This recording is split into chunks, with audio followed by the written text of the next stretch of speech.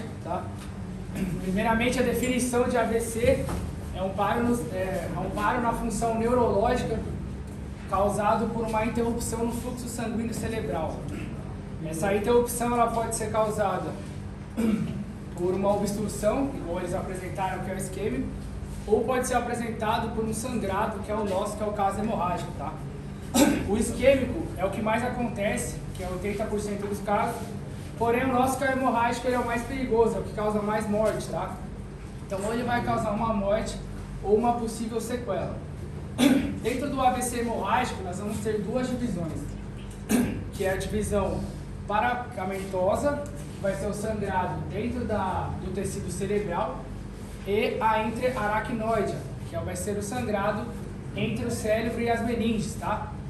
O paracamentoso, ele é o mais comum, tá? Então, o nosso corpo ele é revestido de células. A célula ela precisa desse sangue oxigenado para manter a sua função.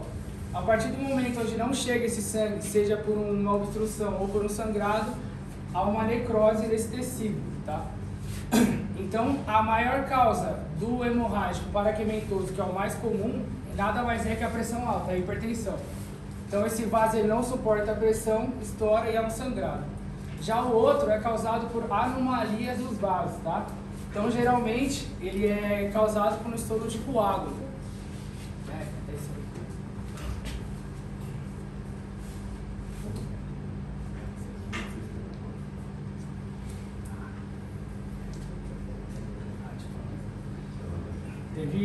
Teve até no outro grupo, um amigo nosso falou que muita gente toma muito AS, né, principalmente no Brasil, para caso de hemorragia. O AS ele só pode ser tomado quando você identifica o tipo de hemorragia. Porque se você der um AS e a pessoa tiver um AVC hemorrágico, não vai parar de sangrar nunca, que é o contrário do isquêmico, que vai fazer a liberação desse coágulo.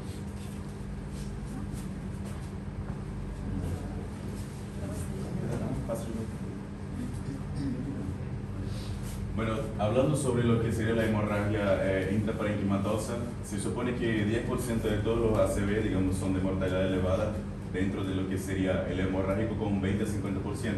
Y solamente una persona de entre 5 se recupera en los primeros 6 meses. Entonces los factores de riesgo tenemos la edad, principalmente la persona entre 50 a 60 años o también personas arriba de 80. La hipertensión es la clave, digamos, para la hemorragia acá del ACV. Entonces, porque es el único riesgo modificable y generalmente de entre todos los que tenemos son entre 45 a 70% de los hematomas cerebrales. El alcoholismo también por aumentar la presión y las causas iatrogénicas que sería dicomarínicos, que sería warfarina, que es un ejemplo de anticoagulante, y también fibrinolisis porque va a bloquear que coagule, digamos, la fibrina y eso va a hacer con que se rompa más fácil los vasos. Aquí tenemos una tabla básicamente de las causas y características, que también por su etiología, localización de edad. La hipertensión, como había dicho, son de 40 a 70%, que va a localizar más en los ganglios de base, cerebro, tronco, sustancia blanca subcortical y ataca a la persona mayor a 45 años. La malformación vascular de 4 a 10 va a atacar la fase lobares, que serían los lóbulos parietales, frontal, occipital o temporal, afecta más a los jóvenes. Angiopatía amiloidea, que sería una debilidad en los vasos sanguíneos que también va a hacer con que se rompa, entre 5 a 10%, que también va a atacar la parte de los ovares y son más sospechosos en la parte de los ancianos por el tema de la edad y otros factores más de la edad. Tumores cerebrales de 2 a 10, que son atípicos tanto para localidad cuanto para edad. Anticoagulante y fibrinolítico, que fue lo que ya habíamos hablado antes, que ataca la parte lobular y ancianos también. Drogas simpaticométricas, no hay localidad, pero ataca más a los jóvenes justamente por la edad de uso de drogas. Indeterminados, que son solamente 10% para completar los 100, que son localizadas sin localidad y sin edad. Y dentro de los factores de riesgo tenemos mayores, que otra vez hablando que es la hipertensión, que es la principal, la edad de 50 a 60 años, que ya fue mencionado, y el alcoholismo también en una media de 50 a 100 gramos por día. Y los menores sería diabetes especialmente maltratada, el tabaquismo y angiopatía, que es el mismo que ya habíamos hablado, que es la primera causa de hemorragia lobar en ancianos. Y hay personas que tienen los factores mayores y menores, que son hipertensos, tienen edad avanzada, toma alcohol, tienen diabetes mal controlada, tabaquismo y también tienen angiopatía amiloidea. Y dentro del mecanismo fisiológico tenemos la fase del proceso patológico que nos va a generar un episodio de rotura vascular, entre 1 a 10 segundos, que me va a generar mecanismo de cambio vascular crónico o lipoelinosis amiloidea, que básicamente es una debilidad en la arteria de menor calibre. La origen de hematoma, que va a dar la formación de hematoma menor a 1 hora, y también va a alterar la hipertensión arterial, la degeneración del estructura vascular y tisular, que sería el tejido. El crecimiento del hematoma dentro de la progresión del hematoma de 1 a 24 horas, que también va a generar hipertensión arterial y trastorno de la coagulación. La lesión secundaria, que va a formar un edema desde 1 a 5 días, me va a dar toxicidad humoral y celular. Entonces, dentro de la toxicidad va a afectar las neuronas, y dentro de lo que es la degradación de la sangre, me va a generar una lisis que va a romper lo que son las hemoglobinas, y eso va a hacer con que salga hierro a la corriente sanguínea, y el hierro altamente neurotóxico. Aquí hay un ejemplo, digamos, de cómo sería un corte de un cerebro con un hematoma, ¿no? Ya, de los aspectos diagnósticos, digamos, sería la clínica, que hay primero que localizar dónde está y el tamaño dentro de los lugares. El inicio es gradual, entonces él siempre va a iniciar pequeño, va agrandándose, y dentro de lo que es el aumento de la PIC, de la presión intracraneal, va a tener la sugerencia que sería la cefalea, los vómitos por el aumento de la masa. Y la disminución del nivel de conciencia y el tamaño de la hemorragia depende del valor predicado. Entonces el valor nos dice que cualquier tamaño acima de 30 cc, o sea, centímetro cúbico, ya tiene una mayor probabilidad, digamos, de mortalidad. Entonces, dentro de eso hay una fórmula que se llama APC por 2. Entonces, el A sería, aquí vamos a suponer que sería una TAC, y aquí tenemos un ejemplo de una hemorragia. Entonces, el A me va a decir que yo tengo que tomar la parte mayor, entonces eso sería el A. Y el B va a ser la parte perpendicular a lo que sería la parte mayor, entonces eso, ¿ya? Y el C sería la cantidad de cortes que tengo y la espesura de cada corte, que se puede ser de 0,5 a 1,0 también. Entonces el A vamos a suponer que eso sea 6 centímetros, ya siempre en centímetros, y el B, que sería perpendicular, unos 4 centímetros. Y el C, vamos a suponer que hicieron más o menos unos 5 cortes, y el multiplicado por la espesura del corte, vamos a suponer que sea 5, ¿ya? 5 cortes, vamos a suponer 5, aquí nomás. Entonces vamos a hacer una cuenta básica que sería C por 4 por 5, y va a ser dividido por 2, ¿ya? Entonces eso me va a generar 60 cc. Eso sería 60 centímetros cúbicos de sangrado dentro del edema parenquimático, ¿ya?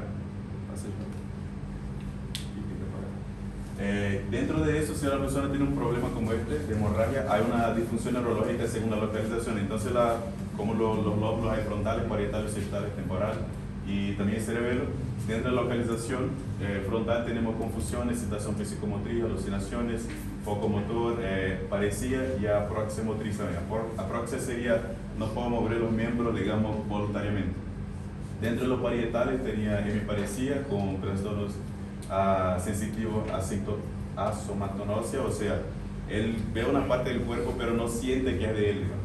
El occipital sería hemenopsia homónica contralateral, entonces el mismo lado que va a estar bloqueado de un campo de visión de un ojo va a estar en el otro. Temporal sería la dominante de la fascia, o sea, dificultad del lenguaje. Troncoencefálico sería alteración de la conciencia, casi todos son trastornos respiratorios y hemiplegia alteradas. Y el cerebelo sería la conciencia, ataxia, dismetría ipsilateral, que sería una dificultad de ver la distancia de cada uno. Entonces nosotros como somos humanos vemos en 3D, entonces la persona tiene una dificultad de ver si está lejos, si está cerca. Y también una hipertensión intracraneal por hidrocefalia obstructiva, entonces el coágulo, la hemorragia, va a bloquear lo que sería el pase de líquido cefalorraquídeo. Y el pronóstico, tenemos aquí un parámetro de ICH score que va del puntaje de 1 al 5, puede pasar de eso. De todas tenemos que hacer sí o sí la escala de Glasgow.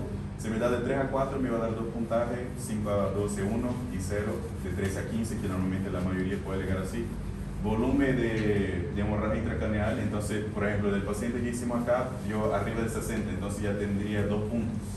La extensión intravascular, si es que hay, si no hay o si no es tachado. La origen infratentorial, o sea, en la parte del cerebelo tenemos una capa llamada tetonio, y si está por abajo de eso va a estar positivo o negativo, y también la edad. Entonces, del nivel de mortalidad al tercer día, Si hay grado 1, 2, 3, 4, 5, aquí está la porcentaje de mortalidad. Entonces, al 5 arriba ya tiene 100% de mortalidad. Bueno, yo voy a hablar un poco sobre lo que es la hipertensión intracraneal, las hemorragias y la herniación cerebral. Bien, nosotros sabemos que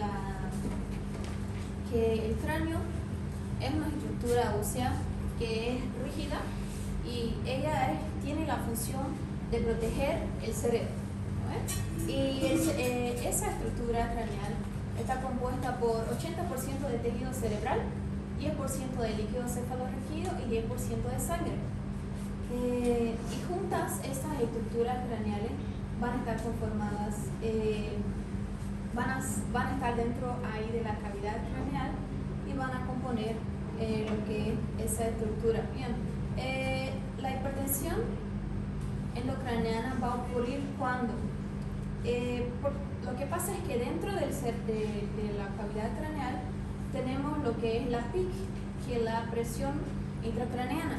Esa presión intracraneana es la presión que ejercen los componentes del cráneo en relación a las paredes craneales.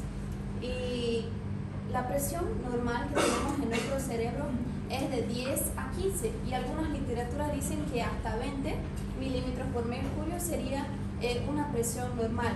Si existe una elevada presión arriba de eso, una presión que es significativa, aumenta muy significativamente, ya va a haber una alteración en la presión, ¿no? Va a aumentar, y ese aumento de la presión es cuando las estructuras del cerebro van a ser comprimidas.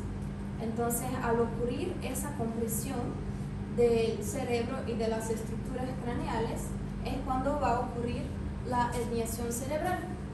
Existen tres mecanismos principales que van a causar lo que es la síndrome de herniación. Tenemos primeramente lo que es el edema cerebral, después tenemos las hemorragias y los tumores craneales igual. Son las tres estructuras principales que van a causar esos problemas, ¿ya? Quiero que ustedes se imaginen ahora una caja, ¿ya? Una caja que es rígida, y esa caja, adentro de la caja tenemos lo que es una pelota que utilizamos para jugar vóley en la playa. Esas pelotas que son bien livianitas así, eso va a ser, bien, la caja va a representar lo que es el cráneo y la pelota va a representar lo que es el cerebro. Quiero que ustedes entiendan cómo funciona la hemorragia, el edema y el tumor, ¿ya?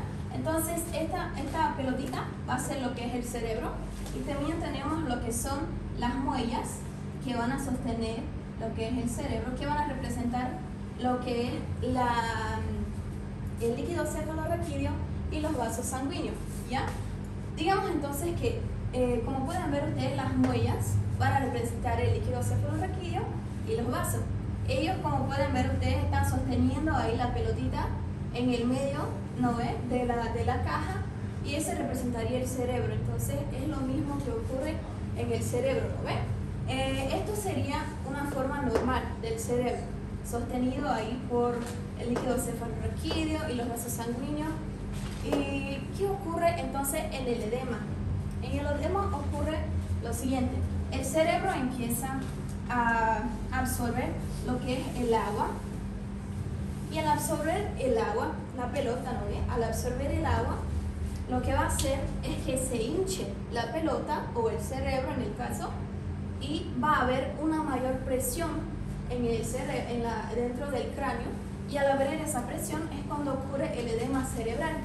Y al ocurrir ese edema cerebral es cuando vamos a tener una herniación por el desplazamiento del cerebro, o sea, de la pelota. La pelota va a empezar a hincharse y va a desplazarse de su lugar, que es el lugar normal donde debería estar. Pero si en vez de ser agua que la pelota va a absorber, si la pelota empieza a botar, digamos, sangre, o si empieza a sangrar, si el cerebro empieza a sangrar, va a haber aquí sangre en lo que es estas estructuras de afuera del cerebro o de la pelotita, y al haber la sangre afuera de esas estructuras es que va a haber ahí la hemorragia, y al haber igual la hemorragia es cuando va a haber el aumento de la presión intracraneal de igual manera, ¿no ve? Y al haber ese aumento igualmente puede ocasionar lo que es la herniación cerebral, ¿ya? Y tenemos igual la otra que sería el tumor, ¿no ve? Los tumores, digamos que ponemos una pelota extra aquí adentro de la caja. Si ponemos una pelota extra dentro de la caja, va a haber igual un aumento de la presión intracraneana, porque ya no es lo habitual, ya no es la homeostasis, ¿no ve? De lo que es la caja craneal.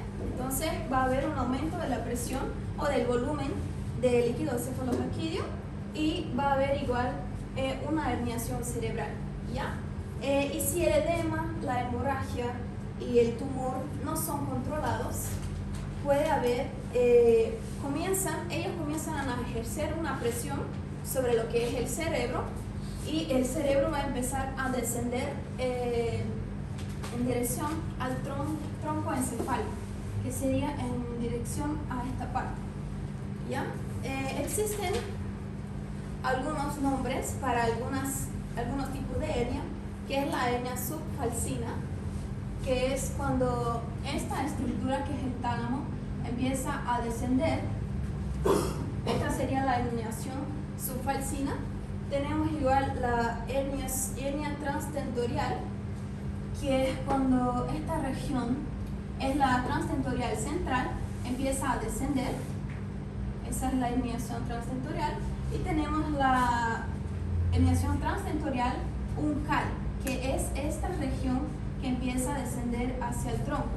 Y hay también la herniación amigdalina, que es ya aquí esa estructura empieza a descender en dirección al tronco encefálico, ¿ya? Y los pacientes en la hernia transtentorial pueden presentar lo que es la midriasis o anisocoria. Los pacientes pueden tener también convulsiones, pueden tener lo que es la decorticación, que es cuando los miembros quedan rígidos así, o pueden tener lo que es la descerebración, es cuando tiene así los miembros, y la decorticación es cuando pone así las manos, igual quedan rígidos en esta posición, ¿ya? Y la hernia amigdalina, el paciente igual puede presentar lo que es la cefalea intensa, puede tener dispnea y rigidez de nuca, igual por ser en la región ahí cerca del tronco encefálico.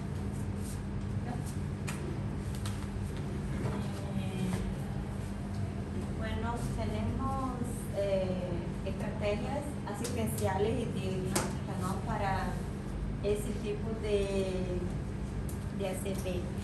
Como es una pérdida de sangre, tenemos que ser más que todo rápido, ¿no?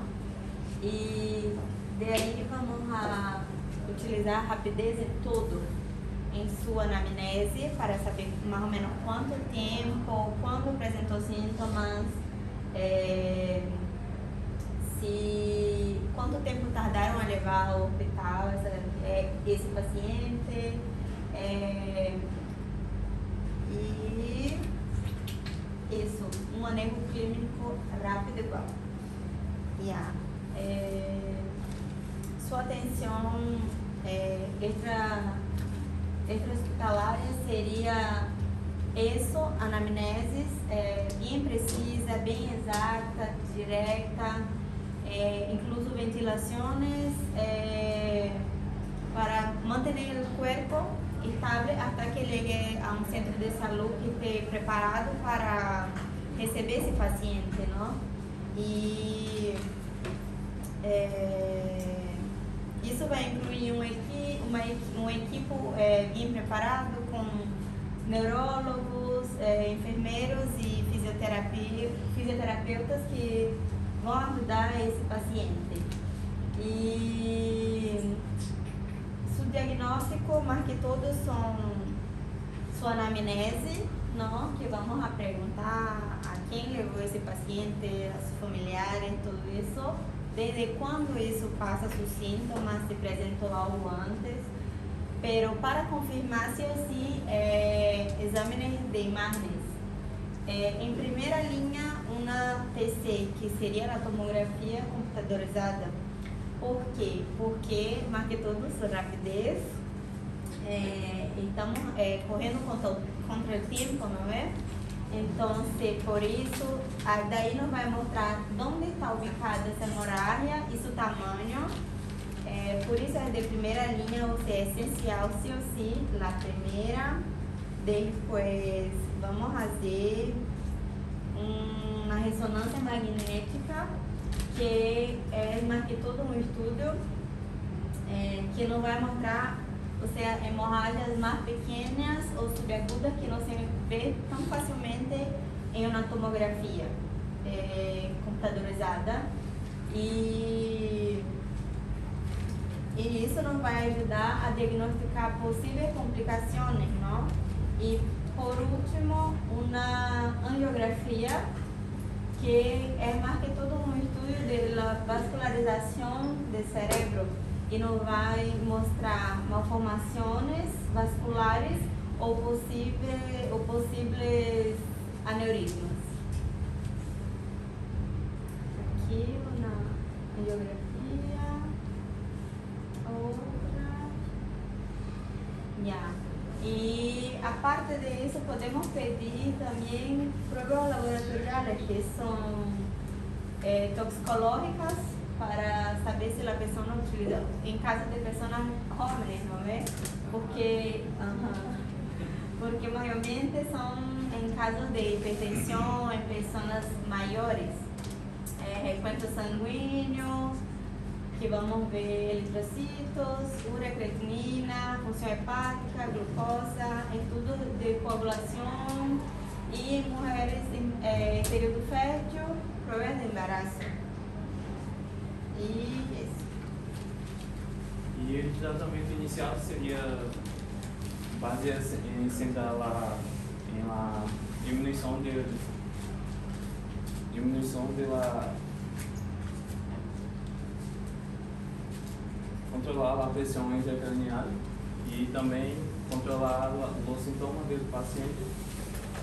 E podemos mirar também a via aérea e a saturação, se está por arriba de 95%.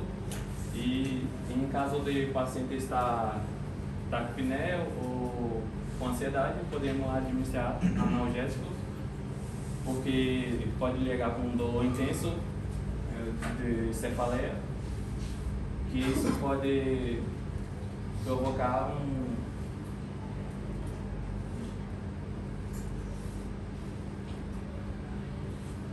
dolor intenso e ansiedade, e pode aumentar a pressão intratorácica, e devemos controlar a pressão arterial e evitar também uma hipotensão, que a hipotensão pode causar um dano em fluxo sanguíneo cerebral, e a pressão alta podemos administrar nicabidina para barrar a pressão, que tenha uma ação rápida e um bom controle adequado. E também devemos posicionar a cabeça em 30 graus para evitar excessiva rotação e flexão do coelho, para ter um bom retorno venoso, e uma normal ventilação e uma boa normoglucemia para manter o paciente sano. E se em caso de o paciente apresentar convulsões, podemos administrar um anticonvulsivante. E podemos utilizar também a fluidoterapia, para controlar os desequilíbrios eletrolíticos do paciente, e também para emplear a solução fisiológica e evitar soros hipotônicos. E também há casos de complicações que podemos utilizar uma drenagem ventricular, que utilizamos para evacuar alguns hematomas de sangrado. E também podemos utilizar ele manitol para que é um diurético que pode barrar e diminuir a pressão intracraniana.